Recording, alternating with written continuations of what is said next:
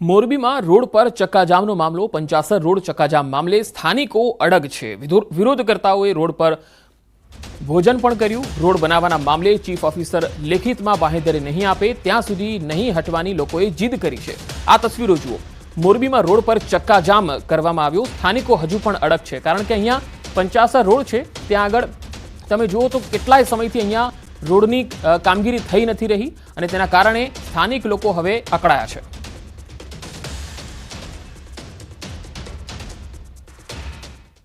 પછી અમે એમાંથી અમે બધા સોસાયટી વાળા મળી અને રોડ ચાલુ કર્યો।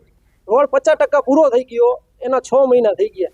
6 મહિનામાં અમને 1 રૂપિયો નગરપાલિકાએ આપ્યો નથી, હજી કાંઈ નેઠો નથી। એટલે મને રાતે ફોન આવ્યો સોસાયટી વાળાને, અમે રોડ ચક્કાજામ કરી। મેં કીધું તમારો પ્રશ્ન જે કરો, મને પૈસા ન મળે। મેં કીધું મેં એક તો સેવામાં 20 લાખ રૂપિયા રોક્યા છે, મને 1 રૂપિયો મળે નહીં તો હું કેવી રીતે રોડ બીજો ચાલુ કરું।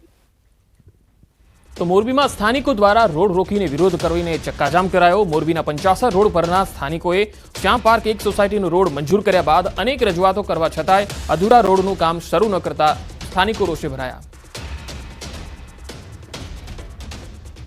અરવલ્લીના મોડાસામાં અવિરત માર્ગ અકસ્માતની ઘટનાઓને લઈ સ્થાનિકોનો તંત્ર સામે વિરોધ। મોડાસાના મહાદેવપુરા પાસે બાઇક ચાલકને માર્ગ અકસ્માત નડતા સ્થાનિકોએ હાઈવે ઓથોરિટી સામે હોબાળો મચાવ્યો। છેલ્લા 3 દિવસમાં 5 અકસ્માતની ઘટનાઓને લઈ લોકોમાં રોષ ફાટી નીકળ્યો છે। મોડી રાત્રે સ્થાનિકોએ મોડાસાના રાજીનગર રસ્તા પર આડસો મૂકી રસ્તો બ્લોક કર્યો હતો। સ્થાનિકોએ કહ્યું કે રસ્તાઓ સારા ન હોવાથી અકસ્માતની અવિરત ઘટનાઓ બનતી હોવાનું તેમણે આક્ષેપ લગાવ્યો। વિરોધ કરી ટોળાએ 200થી વધુ વાહનોને રોકી પોલીસ સામે પણ રોષ ઠાલવ્યો। મોડાસા પોલીસે રસ્તો ખુલ્લો કરાવ્યો હતો।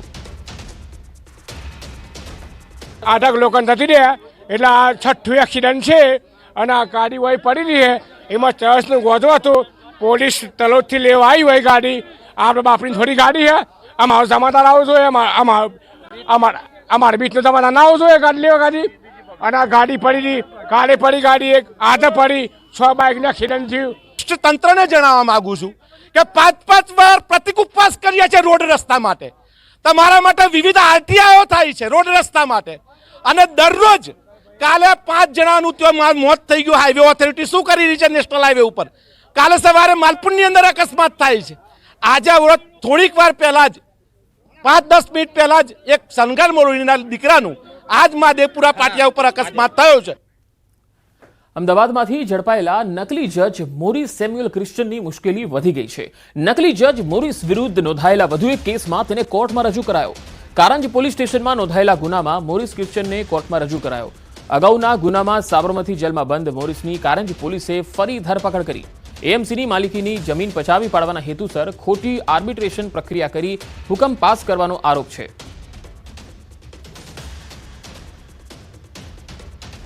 વાત હવે હવામાનની। હવામાન વિભાગની આગાહી છે, રાજ્યમાં ઠંડીનો ચમકારો વધશે। 2 દિવસ બાદ તાપમાનમાં 2 થી 3 ડિગ્રીનો ઘટાડો નોંધાશે। અમદાવાદમાં રાત્રિ દરમિયાન તાપમાન 19 ડિગ્રીની આસપાસ નોંધાયું, જ્યારે નલિયામાં 15 અને ગાંધીનગરમાં 16 ડિગ્રી આસપાસ તાપમાન રહ્યું।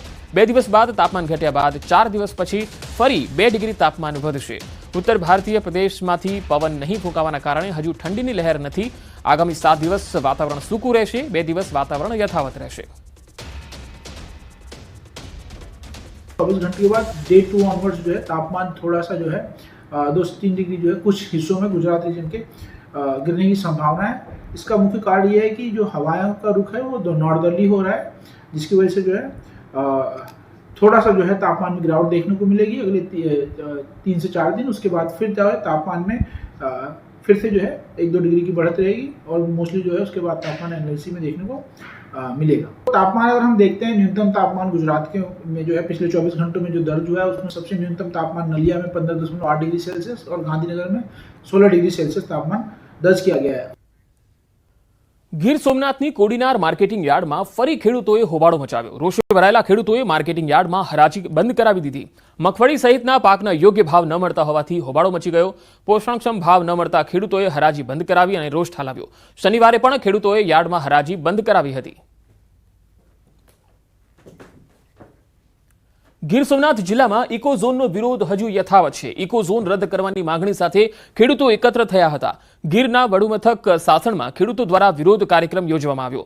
આજે સાસણના ભાલછેલ હેલિપેડથી ટ્રેક્ટર તથા બાઇક રેલી સાથે ખેડૂતો મોટી સંખ્યામાં વન વિભાગની વડી કચેરીએ પહોંચશે, જ્યાં ઇકો ઝોન રદ કરવાની ઉગ્ર માંગ કરવામાં આવશે. આ આંદોલનમાં મહિલા ખેડૂતો પણ મોટી સંખ્યામાં જોડાયા. ઇકો ઝોનનું પ્રાથમિક જાહેરનામું બહાર પાડ્યા અને 60 દિવસની મુદત પૂરી થઈ ગઈ છે. ઇકો ઝોનના વિરોધમાં આજે સાસણ ગીર ખાતે છે તે મોટી સંખ્યામાં ખેડૂતો એકઠા થયા છે. હું આપને જે દ્રશ્યો બતાવી રહ્યો હતી સાસણ ગીરના ભાલછેલના છે, ત્યાં જે ઇકો ઝોનનો વિરોધ કરવામાં ખેડૂતો ટ્રેક્ટર લઈ અને મોટી સંખ્યામાં પહોંચી રહ્યા છે. હાલ મહિલાઓ પણ છે તે મોટી સંખ્યામાં ઉપસ્થિત છે. જે ખેડૂતો ઇકો ઝોનનો વિરોધ કરી રહ્યા છે તે ખાસ કરીને જે સરકારનું જાહેરનામું છે જે પ્રસિદ્ધ થયું છે તેમાં અમરેલી, જુનાગઢ અને ગીર સોમનાથના 196 ગામોનો સમાવેશ કરવામાં આવ્યો છે. ત્યારે આ ઇકો ઝોનનો વિરોધ કરવામાં અને જે ઇકો ઝોન લાગુ કરવામાં આવે તો ખેડૂતોને ખૂબ મોટી મુશ્કેલી પડે તેમ છે. તેને લઈ અને આજે સાસણગીર ખાતે ખેડૂતો છે તે ઇકો ઝોનનો વિરોધ કરશે અને મોટી સંખ્યામાં સાસણગીર ખાતે પહોંચીને ત્યાંના અધિકારીઓને આવેદનપત્ર આપી અને ઇકો ઝોન હટાવવાની માંગ કરશે. અતુલ વ્યાસ, ન્યૂઝ 18 ગુજરાતી, સાસણ. બનાસકાંઠાના થરાદમાં સીપુ લાઇનમાં ભંગાણ થયું. થરાદના વડ ગામડા પાસેથી નીકળતી સીપુ લાઇનમાં ભંગાણ સર્જાયું. ગામડાના તળાવો ભરવાની લાઇનમાં ભંગાણ સર્જાતા ખેતરોમાં પાણી ફરી વળ્યા, જેના કારણે ખેડૂતોના પાકને નુકસાન થયું. ત્રીજી વખત પાઇપલાઇનમાં ભંગાણ થતા ખેડૂતોના રાયડાના પાકને ભારે નુકસાન થયું. પાઇપલાઇન રિપેર કરવાના કોન્ટ્રાક્ટરો રૂપિયા લેતા હોવાના ખેડૂતોએ આરોપ લગાવ્યા. તાત્કાલિક ધોરણે પાઇપલાઇનનું રિપેરિંગ કરવા ખેડૂતોએ માંગ કરી. આ બીજી કે ત્રીજી વખતનો પાઇપલાઇન ફૂટી છે. કોઈ કોન્ટ્રાક્ટરના અધિકારીઓ બધા મિલી ભગતી હોય એવું લાગે છે. 2-3 વખત રજૂઆત કરી પણ કાંઈ અમારી વાત સાંભળી નથી. અમારે આ ત્રીજી વખતનો પાણી આવ્યો એટલે 12-6 મહિનાથી છે. રાયડાનો પાક આવેલો છે ને ડૂળાઈ ગયો છે બધું. અંદાજે આજે 20 બોરી રાયડું થાય એવું હતું તો હવે 5 બોરી થાય એટલું બચ્યું છે, બાકીનું બળી જવાનું. કર્મચારીઓ આવીને જ્યાં કંત્રાટીને બધાય જેણે 2-5 રૂપિયા ખવાર્યા ઈઓનું કામ થઈ ગયું ને અમને કહે કીધું કે તમે કોઈ પૈસા હાલો 20-25 હજાર રૂપિયા તો કે આ કામ થાય નકા થશે નહીં. તો કોઈ અમારી પાસે પૈસા હતા નહીં, કંઈ અમે આલ્યું નહીં. આ અમારું કામ છું નહીં. હાથ ફેરી અમારું રાયડું બોળી નાખ્યું પાઇપ ફૂટ. રાજકોટના રૈયા રોડ પરના વેપારીઓએ ધંધા રોજગાર બંધ રાખીને વિરોધ કર્યો. ટ્રાફિક પોલીસ દ્વારા વેપારીઓને વાહનો પાર્ક કરવાની બાબતે મસમોટો દંડ ફટકારે છે, જેને લઈને વેપારીઓ દ્વારા વિરોધ કરાયો. વેપારીઓએ કહ્યું કે અમને વાહન પાર્ક કરવા માટે અગાઉ પીળા પટ્ટા કરી આપ્યા હતા, તેવા પટ્ટા ફરીથી કરી આપો જેથી અમે તેમાં વાહનો પાર્ક કરી શકીએ. વેપારીઓ દુકાનો બંધ રાખી શહેર પોલીસ કમિશનરને રજૂઆત કરશે.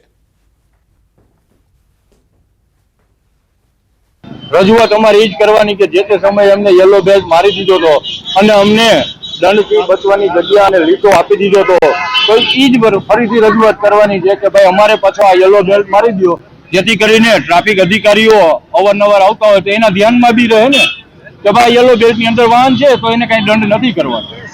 પાર્કિંગનો ઇસ્યુ છે.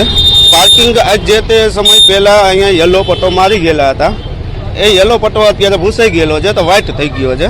એના કારણે કોઈ પણ અમારા ક્લાયન્ટ આવે કે કોઈ કસ્ટમર આવે છે તો એને 500-700 રૂપિયાનો 2 મિનિટ જ ખાલી ગાડી વાહન પાર્ક કરે છે અને 500-700 રૂપિયાનો દંડ આવે છે.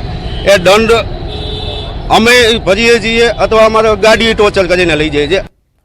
રાજકોટના જેતપુર જૂનાગઢ હાઈવે પર અકસ્માતનો બનાવ બન્યો છે. પીપળવાના પાટિયા પાસે કાર અને બાઇક વચ્ચે ગમખ્વાર અકસ્માત થયો. પૂરપાટ ઝડપે આવતી કારે 2 બાઇકને અડફેટે લીધા, જેમાં એક યુવતી અને 5 લોકોને ગંભીર ઈજા થઈ છે. ખરાબ રોડ રસ્તાના કારણે અકસ્માત થયો હોવાનું અનુમાન છે. કાર અને બાઇક બંને રોડની સાઈડના ખાડામાં ઉતરી ગઈ. તમામ ઈજાગ્રસ્તો પીપળવા ગામના રહેવાસી છે. ઈજાગ્રસ્તોને સારવાર માટે હોસ્પિટલમાં ખસેડાયા છે. તો જેતપુર જૂનાગઢ હાઈવે પરનો આ બનાવ છે, જ્યાં એક કારે 2 બાઇક સવારોને અડફેટે લીધા, જેમાં 5 લોકો ઈજાગ્રસ્ત થયા છે. ખરાબ રસ્તો હોવાના કારણે આ અકસ્માત થયો હોવાનું પ્રાથમિક અનુમાન છે. રાજકોટના ગોંડલ માર્કેટ યાર્ડમાં દેશભરમાં પ્રખ્યાત ગોંડલિયા મરચાની ખરીદી શરૂ કરાઈ. યાર્ડમાં